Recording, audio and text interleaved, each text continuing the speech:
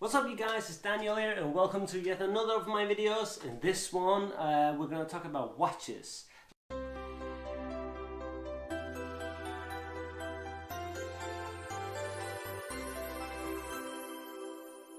I have 3 watches and I've started my collection really slowly, which I think is really good because I like to think about why I want this watch and do I really want this watch before I really get into this. I'll show you my 1, 2, 3 and let me know what you think.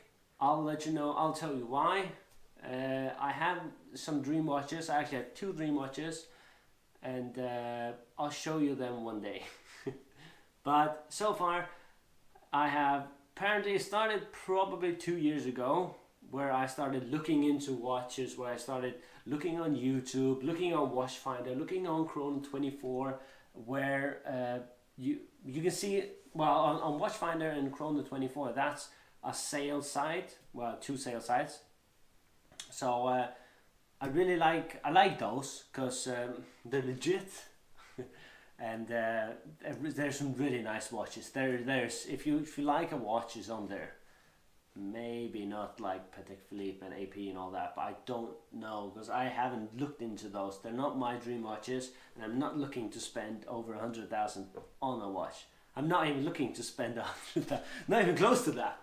Anyways, but why I like watches, I actually no idea. Since when I started getting into properly into business, you can always see that there's a person, he's talking, he's doing stuff, and he's got a watch on.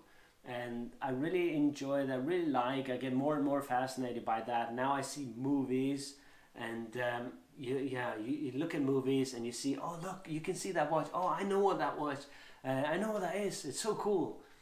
So I'll take you through my watches, might as well close this, and let me know what you think in the comments. My first watch was sort of an entry watch. I really like Japanese stuff. I've always been into Japanese cars. I like cars, so I've always been into Japanese cars. So I thought, why not Japanese watches as well?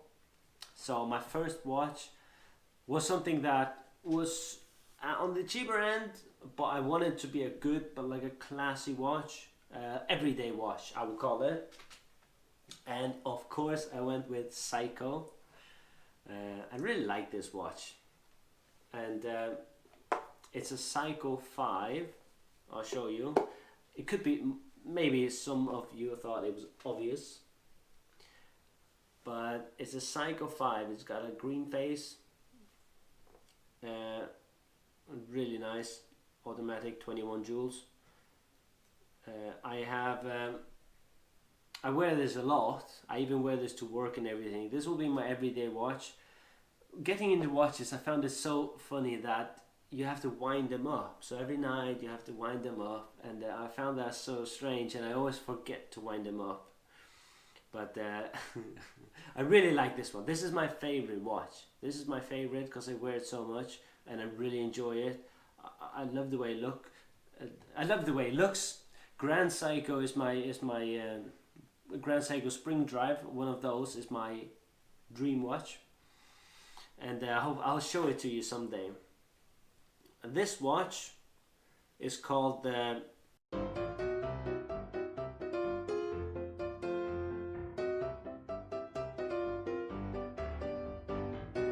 it's absolutely gorgeous, absolutely beautiful to look at. I love this. I bought this. I wanted the leather strap as well, because it is really nice. All right, and then we got my next one. Because I sold my house, I made a bit of profit, and I told myself that 10% of that profit will go into a watch. And those 10%, they were not that much compared to what I wanted. Like, they were not enough for a Grand Seiko, but they were enough. I wanted something with history as well, so I've been looking into watches with histories and something that I can really connect with. And then I found one watch because when I was a little boy, I wanted to be a pilot. I wanted to fly fighter jets, and F-22 was like my all-time favorite. That's what I wanted to fly. But apparently I'm not fast enough on math and all that, and then my eyes are not good enough, so that won't happen, which is fine. But I also like moon stuff, I like space stuff, NASA and everything. And then that's when that's when I saw this company, which I saw this watch. I fell in love with it, and I really, really liked it. If you don't know by now, it's a Bulova Lunar Pilot. It's the 96B251, and it is the first private watch on the moon. No, this watch has not been on the move.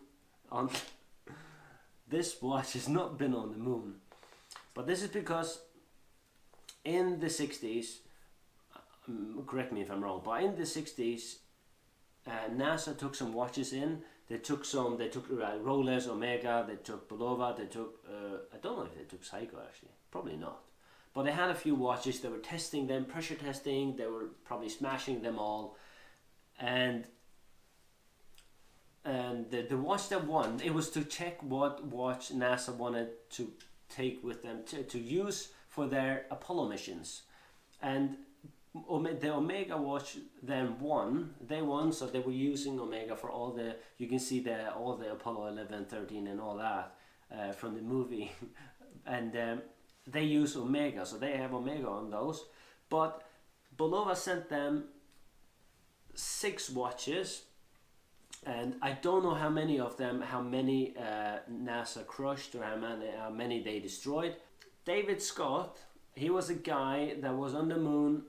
Well, he was on the Apollo 15 mission, and why I said there was 6. Bulova sent them 6 watches. We don't know how many they destroyed, but this guy, David Scott, he saw one and he asked them if he could get one, so if he could keep that Bulova watch. It was just a prototype, so the Lunar Pilot was existing, but this model did not exist back then.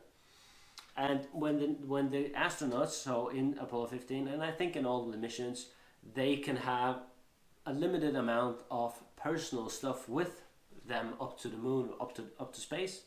And David chose to have this watch with him. When they landed on the moon, I think it was the first time they walked on the moon, the glass of it's not called a glass, I can't remember what they call it, but this, the glass of the Omega watch popped out, so it didn't work anymore. So David asked NASA, "Hi NASA," pick up the cellular phone in 1972.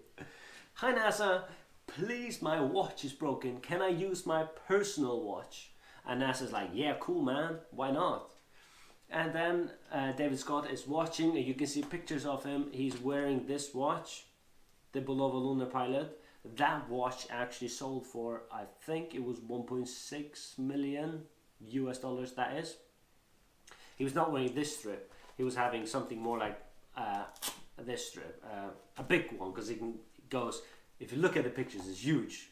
But, so this is a memorabilia of David Scott's watch. That's why I really liked it. I really like moon stuff, and I really like everything to do with the moon. I love the look of this. It looks amazing, and yeah, absolutely love it. And it's in memory of David Scott, the Apollo 15, the 2nd of August 1972, and I'm gonna keep this one until 2072 in immaculate condition.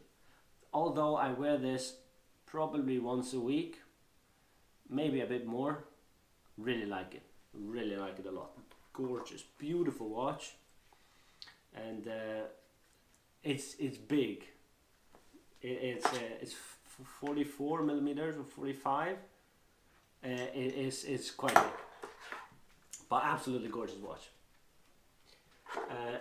And then we have my series watch. I went on a property course where we visited a build site, and the teacher himself from Equa Academy actually. He had a beautiful watch, and I thought that is amazing. It looks stunning. And then some days ago, I saw this watch. It was for sale. It was quite a deal.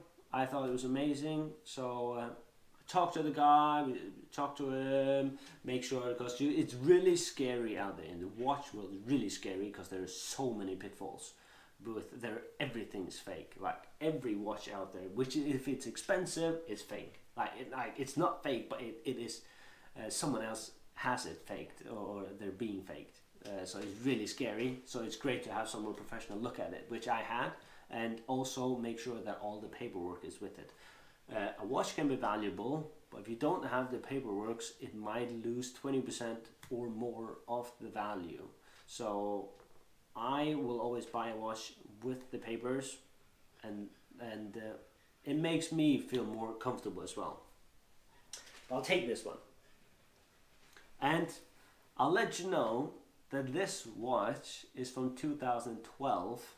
I think it was in the 06 2012. So it's 10 years old almost. So the box looks a bit scruffy, but it's really nice. And it is the Omega Seamaster Planet Ocean.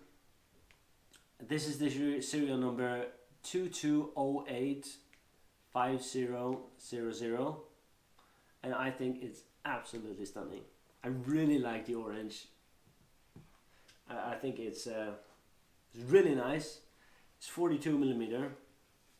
I might be incorrect. I don't know. I might be wrong, but I'm pretty sure it's 42 millimeters, and 600 meters depth. Compared to how much cost the? Don't know. It doesn't matter. But yeah, it's stunning. I love the look of it. And then most of all, well, I so enjoy this. I really love this. It is, it's when you twist the bezel, I think it's called. It's this sound, listen.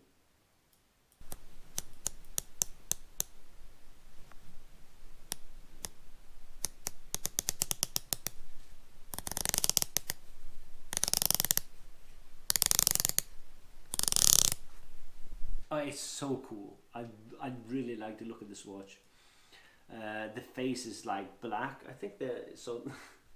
Maybe it's just me, because I have the Psycho watch that's green, and then I had the Bulova watch that is black, and then I got the Omega watch that is black as well. It's beautiful, absolutely gorgeous. I really like the look of it. I really love the orange. So I bought it now. So it's 10 years old, and I bought it. When you buy a used watch, like I said, always get paperwork, always get confirmed that it's real. If you, it's always best if you have a real one, and if you can buy another one, or if a friend has one, if you can borrow that one so you can look like for like. But sometimes nowadays they will be like almost immaculate the same. Have you seen the newest Patek Philippe? Like the fake ones, oh my dear, they're like almost identical. But this watch is a really nice one. It's a bit thick as well, but it's really heavy as well. So if you have it on your wrist, if you walk around with it for quite a while, you'll feel it like, oh my dear, I'm wearing a watch. Like with the Psycho 5 that I love, you can't feel anything. So it's really nice and really light.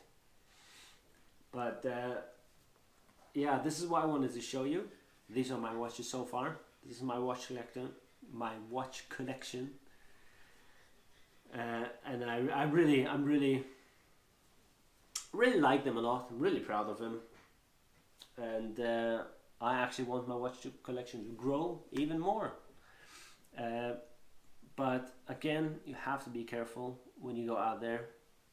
And I like to say Grand Psycho is my dream watch, and it probably won't be my next watch, but maybe my next after that. So I've been Daniel. This has been great. So when you're buying a watch, always think smart, not with your heart, because it is about feelings, because you're buying it for you. I would never recommend to buy it for investment purposes, as especially these two, they'll not go up in value. This might go up in value, but I would never recommend to buy because of investments, because we don't know, something might come up in the future where people don't wear watches anymore. Thank you so much for watching. Please, if you haven't already, smash the like button and subscribe to my channel for more amazing stuff. Thank you so much.